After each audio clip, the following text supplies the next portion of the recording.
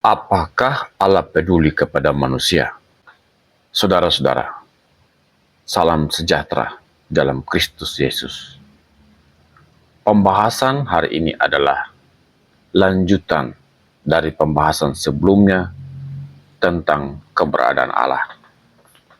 Sebelum kita membahas topik ini, mari kita datang kepada Tuhan di dalam doa. Kita berdoa. Bapa di surga, kami mengucap syukur untuk kesempatan perjumpaan. Kami tahu Tuhan ada di sini dan melihat apa yang sedang kami kerjakan. Kami sedang merenungkan satu kebenaran bahwa Allah selalu ada dan Allah selalu ada untuk memperhatikan kehidupan kami. Kami mohon anugerah Tuhan untuk menerangi hati dan pikiran kami, supaya kami mengerti bahwa Tuhan tidak pernah meninggalkan setiap orang yang berharap kepada Tuhan. Kami mohon di dalam nama Tuhan kami Yesus Kristus. Amin. Saudara-saudara, ketika manusia mengalami berbagai persoalan yang pelik, salah satu pertanyaan yang sering kali muncul adalah, jika Allah ada, apakah Allah peduli kepada manusia? Apakah Allah tahu bahwa manusia ada? Apakah Allah tahu segala sesuatu tentang keberadaan manusia? Pertanyaan-pertanyaan itu terus bermunculan pada setiap generasi dan dari waktu ke waktu. Pemazmur pernah menjerit, seperti yang ditulis dalam Mazmur pasal 42 ayat 1 sampai ayat yang ketiga. Pemazmur mengatakan, seperti rusa yang merindukan sungai yang berair, demikianlah jiwaku merindukan Engkau ya Allah. Jiwaku haus kepada Allah yang hidup. Bilakah aku boleh datang melihat Allah? Air mataku menjadi makananku siang dan malam, karena sepanjang hari orang berkata kepadaku, di mana Allahmu? Saudara-saudara, seseorang mungkin pernah berkata, ia hidup sendirian di dunia ini. Ia menjadi yatim piatu. Yang lain lagi mungkin berkata, kesunyian yang begitu mengerikan terjadi dalam hidupnya. Lalu muncul pertanyaan, apakah ada yang peduli kepada dirinya? Di manakah manusia dapat menemukan Allah?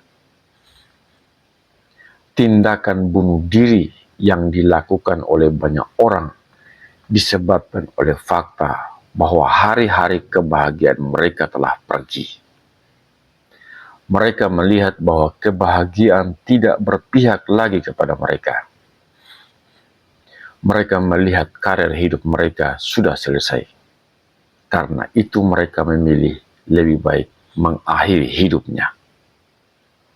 Saudara-saudara, manusia tidak dapat memperpanjang usianya. Uang tidak dapat membeli kesehatan dan memperpanjang umur. Ketika manusia menghadapi saat-saat yang kelam, manusia mulai bertanya, di manakah Allah? Ketika hidup seseorang segera berakhir, ketika uang tidak dapat membeli apapun, biasanya mereka bertanya, apakah Allah mengenal mereka? Apakah Allah peduli kepada mereka? Itu adalah teriakan yang ada dalam jiwa manusia yang paling dalam. Saudara-saudara, seperti apakah sebenarnya jiwa kita? Kita tidak dapat mendefinisikannya, karena kita tidak dapat melihatnya. Tetapi jiwa itulah yang senantiasa mencari Allah. Lalu di mana kita dapat menemukan Allah? Dalam lintasan sejarah dan peradaban manusia. Beberapa orang melihat matahari dan berkata, itu adalah Allah. Kemudian mereka menyembah matahari. Sementara yang lain melihat bulan dan berkata, itu adalah Allah. Dan mereka menyembah bulan. Beberapa yang lain melihat bintang dan berkata, itu adalah Allah. dan mereka menyembah bintang-bintang itu. Yang lain melihat pohon besar, lalu mereka menyembah pohon besar. Yang lain melihat batu yang besar, lalu mereka menyembah batu yang besar. Yang lain membuat patung, lalu mereka menyembah patung sebagai dewa penyelamat mereka. Orang-orang yang memiliki pikiran saintifik, bahkan melihat hukum-hukum yang tidak terlihat, lalu mereka berkata, itu adalah Allah. Yang lain lagi, mereka melihat karakter-karakter dari tokoh-tokoh mitologi, kemudian mereka menyembahnya sebagai dewa penyelamat. Ada juga yang menyembah orang-orang hebat, orang-orang terkenal, yang mempunyai kemampuan istimewa, lalu menganggap mereka sebagai inkarnasi dari para dewa. Saudara-saudara, di dalam hati kita, di dalam batin kita, di dalam roh kita, kita merasakan akan adanya Allah. Allah berbicara dalam hati kita. Ia menggerakkan roh kita dan membuat kita ingin menemukan Dia. Jika itu yang kita alami, maka itu berarti Allah sedang menjamah kita di dalam jiwa kita. Ia telah mengetuk pintu hati kita untuk mengasihi Dia, memuliakan Dia, menyembah Dia, dan membuat komitmen untuk hidup di dalam Dia. Saudara-saudara, Allah memiliki nama pribadi. Ini yang mengekspresikan kepeduliannya terhadap kita. Tuhan menyatakan dirinya begitu ajaib kepada manusia. Tuhan menyatakan dirinya di dalam nama pribadi yang menjelaskan kasihnya dan kepeduliannya. Allah adalah suatu pribadi. Allah bukanlah sesuatu yang bersifat impersonal. Allah bukanlah hukum-hukum fisika yang tidak terlihat. Allah berulang kali menyebut dirinya dengan berkata, Aku. Ia menyatakan dirinya sebagai pribadi. Dalam perjanjian lama, ada banyak tokoh yang terkenal yang menggantungkan hidupnya kepada Allah. Salah satu tokoh ada yang bernama Henokh, yang bergaul akrab dengan Allah. Apakah Henokh berjalan bersama dengan hukum kosmik? Apakah Henokh berjalan dengan hukum-hukum fisika? Tidak. Henokh berjalan dengan Allah yang berkepribadian. Satu ketika, Hagar, karena diusir oleh tuannya, ia membawa keluar anaknya Ismail dari tengah keluarga Abraham dan berjalan di padang gurun. Di sana mereka mengalami kehausan karena tidak ada air. Karena begitu beratnya penderitaan yang ia hadapi, ia membuang anaknya di semak belukar karena ia tidak sanggup untuk melihat anaknya ketika ia mati kehausan.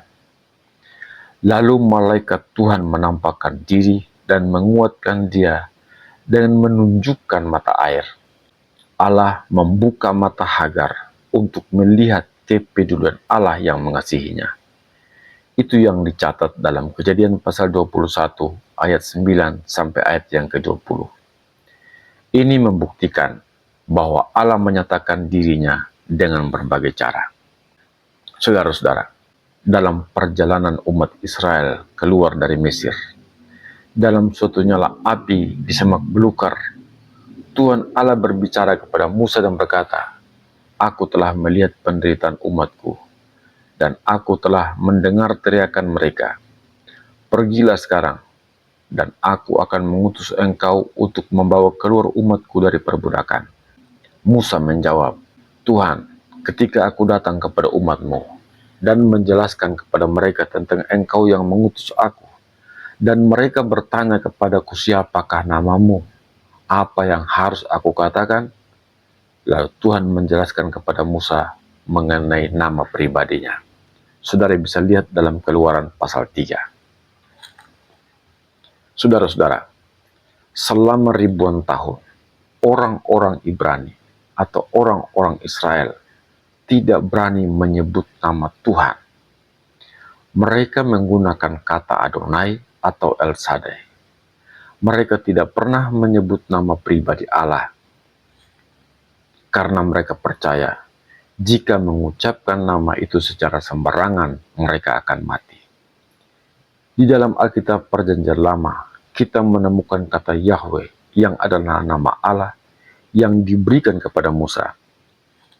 Tuhan mengatakan, engkau harus mengatakan kepada mereka bahwa namaku adalah Yahweh, aku adalah aku. Katakan kepada mereka bahwa namaku, aku adalah aku.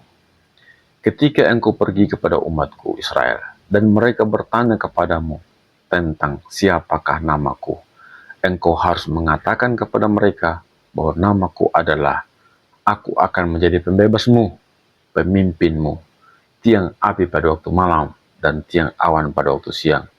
Engkau harus mengatakan kepada mereka bahwa aku akan menjadi gembalamu. Saudara-saudara, sepanjang tahun-tahun yang dijalani umat Israel, Yahweh terus mengasihi dan memimpin umatnya. Kemudian, di tengah-tengah deskripsi yang luar biasa tentang Allah yang Maha Kuasa ini, Nabi Yesaya menulis seperti ini. Seperti seorang gembala, ia menggembalakan kawanan ternaknya dan menghimpunkan dengan tangannya anak-anak domba di pangkunya, induk-induk domba dituntunnya dengan hati-hati. Seluruh wahyu Allah dalam Perjanjian Lama memberikan deskripsi yang sama tentang itu. Yesaya diutus oleh Allah untuk memberikan nubuatan tentang kematian Hizkia.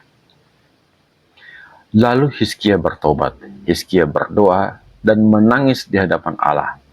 Dan Allah kembali lagi mengutus Yesaya ke istana itu untuk mengumumkan kepada Raja Hizkia seperti ini. Pergilah dan katakanlah kepada Hizkia, beginilah firman Tuhan Allah Daud, bapa leluhurmu. Telah kudengar doamu dan telah kulihat air matamu. Sesungguhnya aku akan memperpanjang hidupmu 15 tahun lagi. Itu yang dicatat dalam Yesaya pasal 38 ayat yang kelima. Seperti itulah Allah. Namanya adalah Yahweh. Tidak berakhir kasih dan rahmatnya. Akan terus nyata pada setiap generasi dan di sepanjang masa. Saudara-saudara, Allah menjadi salah satu dari kita dalam wujudnya sebagai manusia. Ketika Allah berinkarnasi dalam tubuh manusia, Allah seolah berkata, aku akan menjadi teman seperjalanan dalam perjalanan musafirmu. Aku akan menjadi salah satu dari kalian. Aku akan mengalami semua pergumulan yang manusia alami. Aku akan hidup dan berjalan bersama dengan kalian. Aku akan menjadi juru selamatmu dan menghidupi kehidupanmu. Tidak heran bila Yohanes mengumumkan misteri yang agung dan suci tentang Allah yang menyatakan diri dalam daging, bahwa Allah telah menjadi manusia dan bahwa hidup seperti kita. Saudara-saudara, Injil Matius juga menyampaikan suatu kebenaran dengan suatu narasi yang indah tentang inkarnasi Allah. Itu yang dicatat dalam Matius pasal 1 ayat 19 sampai ayat yang ke-23. Matius mengatakan, karena Yusuf suaminya seorang yang tulus hati dan tidak mau mencemarkan nama istrinya di muka umum, ia bermaksud menceraikannya dengan diam-diam. Tetapi ketika ia mempertimbangkan maksud itu, malaikat Tuhan nampak kepadanya dalam mimpi dan berkata, Yusuf anak Daud, janganlah engkau takut mengambil Maria sebagai istrimu, sebab anak yang di dalam kandungannya adalah dari Roh Kudus. Ia akan melahirkan anak laki-laki dan engkau akan menamakan dia Yesus, karena dialah yang akan menyelamatkan umatnya dari dosa mereka. Hal itu terjadi supaya genaplah yang difirmankan Tuhan oleh Nabi. Sesungguhnya anak darah itu akan mengandung dan melahirkan seorang anak laki-laki, dan mereka akan menamakan dia Immanuel, yang berarti Allah menyertai kita. Allah yang datang dalam daging diumumkan begitu indah oleh malaikat Gabriel kepada Maria di Nazaret. Jawab malaikat itu kepadanya, yaitu kepada Maria, Roh Kudus akan turun atasmu dan kuasa Allah yang maha tinggi akan menaungi engkau. Sebab itu anak yang akan kau lahirkan itu akan disebut kudus, anak Allah. Itu yang dicatat oleh Lukas pasal 1 ayat 35. Saudara-saudara, pengajaran doktrinal yang agung di dalam surat-surat perjanjian baru juga menyatakan hal yang sama, bahwa Yesus adalah Allah yang datang dalam daging. Kolose pasal 1 ayat 15 mengatakan, Ia adalah gambar Allah yang tidak kelihatan, yang sulung, lebih utama dari segala yang diciptakan. Ibrani pasal 1 ayat 3 mengatakan, Ia adalah cahaya kemuliaan Allah dan gambar wujud Allah, dan menopang segala yang ada dalam firman-Nya yang penuh kekuasaan. Yohanes pasal 14 ayat 9 mengatakan, kata Yesus kepadanya, telah sekian lama aku bersama-sama kamu, Filipus, namun engkau tidak mengenal aku. Barang siapa telah melihat aku, ia telah melihat Bapa. Bagaimana engkau berkata, tunjukkanlah Bapa itu kepada kami? Saudara-saudara, Yesus adalah Allah yang mengenakan daging manusia. Dalam menjelaskan tentang pribadi Tuhan Yesus, para penulis Injil berkata, dan ketika Yesus melihat orang banyak itu, tergeraklah hatinya oleh belas kasihan kepada mereka. Setiap kali Yesus melihat orang yang menderita, hatinya selalu tergerak oleh belas kasihan. Ini menunjukkan betapa Ia sangat mengasihi kita. Ia berkata bahwa bahkan sehelai rambut yang ada di kepala kita dihitung oleh Tuhan. Ia bukan hanya tahu nama kita, tapi Ia tahu lebih banyak tentang kita dari apa yang kita ketahui tentang diri kita sendiri. Ia menjelaskan kepada kita, bahkan seekor burung pipit pun tidak akan jatuh ke tanah tanpa dikehendaki oleh Bapa di sorga. Ia mengajarkan kepada kita tentang satu domba yang hilang, satu koin yang hilang, dan kemudian Ia menambahkan, karena anak manusia datang untuk mencari dan menyelamatkan yang hilang. Itu yang ditulis dalam Lukas pasal 19 ayat 10. Jadi jika saat ini ada pertanyaan, apakah Allah peduli? Kepeduliannya seperti dalam suatu peristiwa, ketika seorang perempuan yang mengalami sakit pendarahan berkata dalam hatinya, jika aku menyentuh jubahnya saja, maka aku akan menjadi sembuh. Dan Yesus berkata, siapa yang menyentuh aku? Di sini menunjukkan betapa sensitifnya Tuhan terhadap pergumulan manusia. Tuhan Yesus adalah saluran yang melaluinya Allah peduli kepada kita. Ia berkhotbah dari satu desa ke desa yang lain, dari satu rumah ke rumah yang lain. Ini menunjukkan perhatiannya kepada umat manusia. Ia menyembuhkan orang yang sakit. Ia mencelikan mata orang buta. Ia membuat orang yang sakit kusta jadi sehat. Dan Ia menyampaikan firman kepada orang-orang yang terpinggirkan. Semua itu adalah contoh nyata yang begitu indah tentang pekerjaan pelayanan yang dilakukan oleh Tuhan Yesus. Ia menangis di depan kuburan Lazarus. Ia menangis dan meratapi Yerusalem yang menolak Mesias. Ia menangis karena dosa-dosa kita di Getsemani. Ia mati untuk kita. Ia mengalami tekanan batin di dalam roh dan jiwanya yang tidak pernah bisa kita pahami. Jadi betapa beratnya tekanan yang Ia hadapi pada waktu berada di Taman Getsemani dan ketika Ia berada di kayu salib. Ia dibuat berdosa karena manusia. Itulah bukti bahwa Allah sangat peduli kepada kita. Menurut penulis kitab Ibrani, Ia ada di sorga saat ini, duduk di sebelah kanan yang maha tinggi. Ia adalah imam besar yang setia, yang senantiasa menaikkan doa-doa syafaat bagi kita, yang digerakkan oleh perasaan kasih-Nya. Tidak pernah ada orang miskin yang melebihi kemiskinannya. Tidak pernah ada orang yang mengalami kelaparan seperti yang pernah dialaminya. Tidak seorang pun yang pernah menderita melebihi penderitaan yang Ia alami. Tidak seorang pun yang pernah mengalami luka batin seperti yang Ia alami. Tidak seorang pun yang pernah menangis seperti yang ia lakukan. Tidak seorang pun yang mengalami kekecewaan seperti yang pernah dia alami. Imam besar kita, yaitu Tuhan Yesus yang agung dan mulia ini, memiliki perasaan yang begitu dalam dan intim terhadap kita. Ia memahami semua yang kita alami, karena ia mengalami semua pengalaman hidup manusia, kecuali satu hal, tidak berdosa. Kitab Ibrani berkata, sebab imam besar yang kita punya, bukanlah imam besar yang tidak dapat turut merasakan kelemahan-kelemahan kita. Sebaliknya, sama dengan kita, ia telah dicobai, hanya tidak berbuat dosa. Jadi pertolongan kita selalu ada pada waktunya. Ibrani pasal 4, ayat 15 sampai ayat yang ke-16. Ketika Nabi Yesaya dalam suatu penglihatan melihat Tuhan, ia sebenarnya sedang melihat Yesus. Yahweh dalam perjanjian lama adalah Tuhan Yesus dalam perjanjian baru, yang hatinya senantiasa tergerak oleh belas kasihan dan turut merasakan apa yang manusia rasakan. Saudara-saudara, Allah bersama-sama dengan kita untuk selama-lamanya.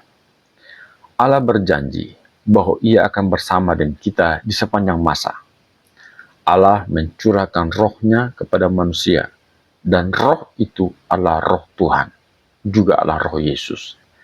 Ketika kita dipenuhi Roh Kudus, sesungguhnya Tuhan Yesuslah yang hidup dalam kita, Allah lah yang hidup dalam kita.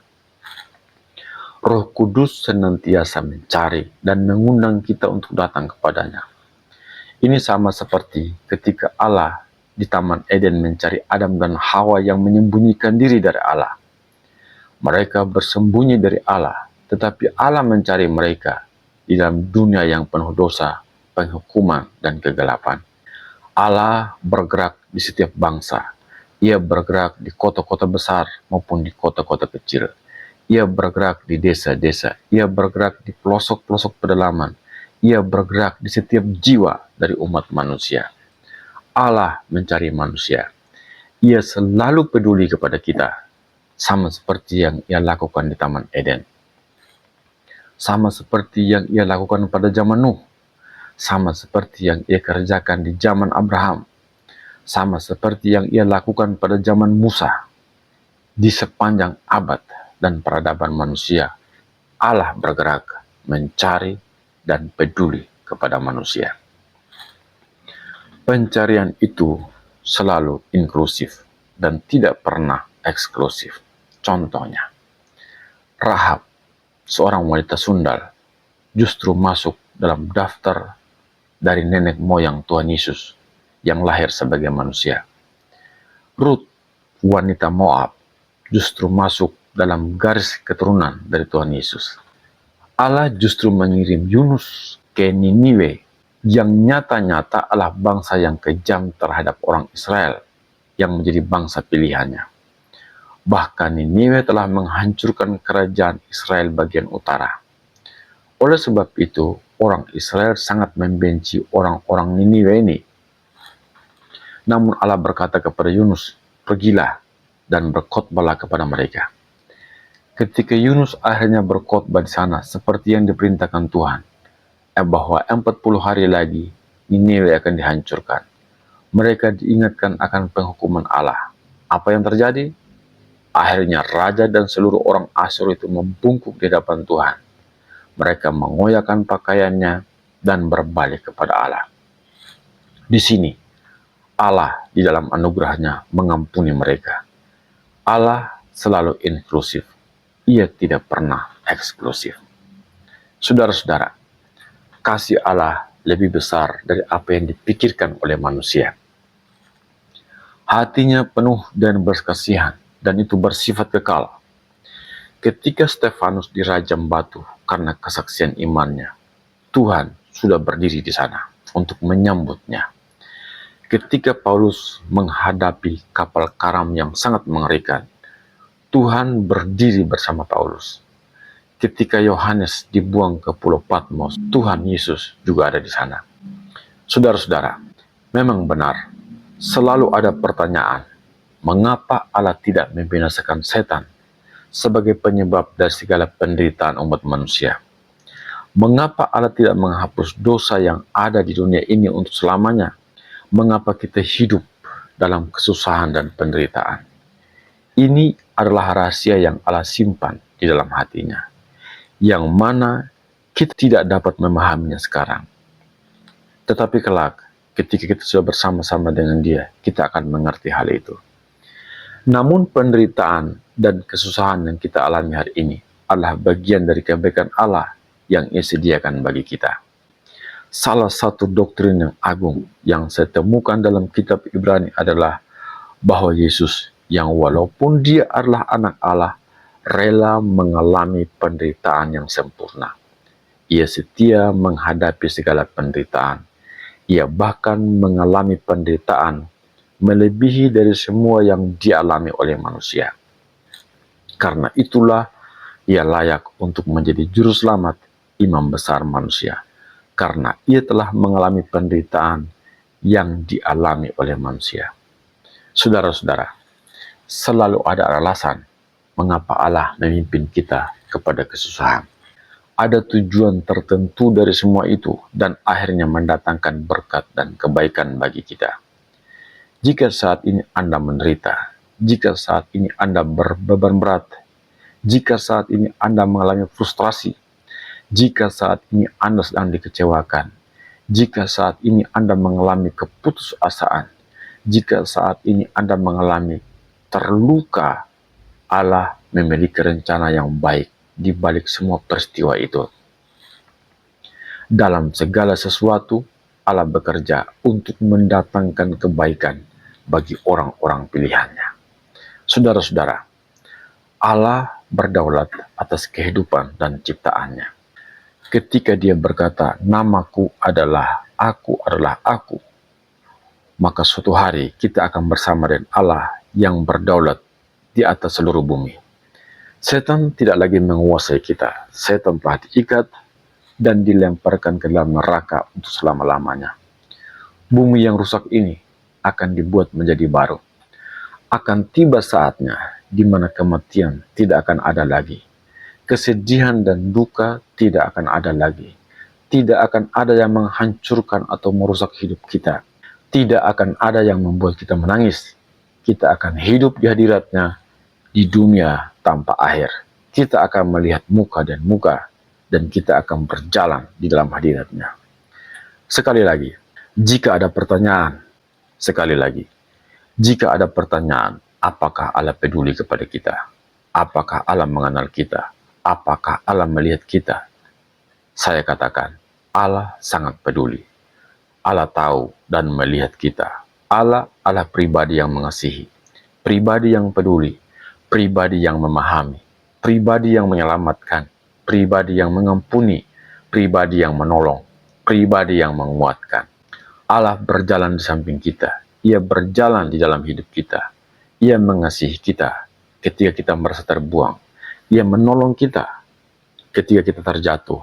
Ia peduli kepada kita ketika hidup ini tidak ada yang peduli kepada kita.